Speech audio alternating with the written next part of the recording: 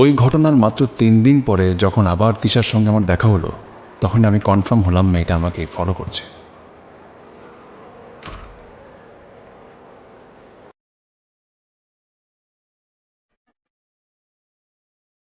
High. আপনি এখানে? আমার এক ফ্রেন্ডের অ্যাপেন্ডিসাইটিসের অপারেশন হয়েছে, ওকে দেখতে এসেছি। আপনি? এমনি দেখতে। কাকে? আপনার কোনো পেশেন্ট ভর্তি? কি হয়েছে না? আমি মাঝে মাঝে হাসপাতালে আসি রোগী দেখতে। অসুস্থ লোক দেখতে আমার খুব ভালো লাগে। এই ধরেন কারো পেটে ব্যথা, ব্যথার চিৎকার করছে, অনেক চিৎকার করছে, তখন তার চোখ মুখ দেখতে খুব ইন্টারেস্টিং লাগে। আর অ্যাক্সিডেন্টের রোগীগুলো তো কোনো কথাই নেই, হাত পা ভাঙা, মাথা ফাটা, পুরো গায়ে রক্ত। কি যে ভাল লাগে দেখতে।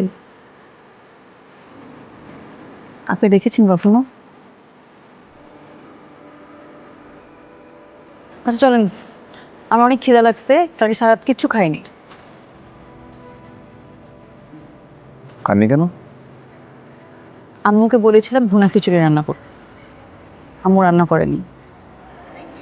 তো আমার কথা না শুনলে আমার খুব রাগ লাগে। আম্মু যতদিন না পর্যন্ত ভুনা খিচুড়ি রান্না করবে ততদিন আমি বাসায় ভাত খাবো না। আপনি চলেন তো আমার সাথে। আজ আমি যাই, আমার কাজ আছে। কাজের বাহানা দিয়ে কাজ হবে না, আজকে আপনাকে যেতেই হবে। আসেন। আরে শুনুন, আমার যেতে হবে বাসায়, প্লিজ। কোনো কথা নাই, আসেন তো।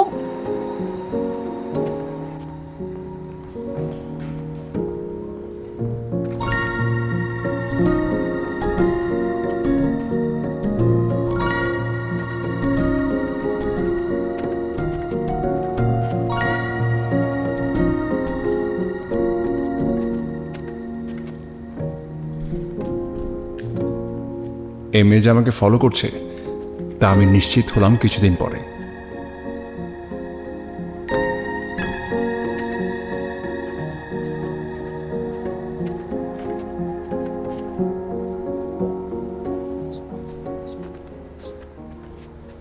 এই যে আপনার সমস্যাটা কি বলুন তো?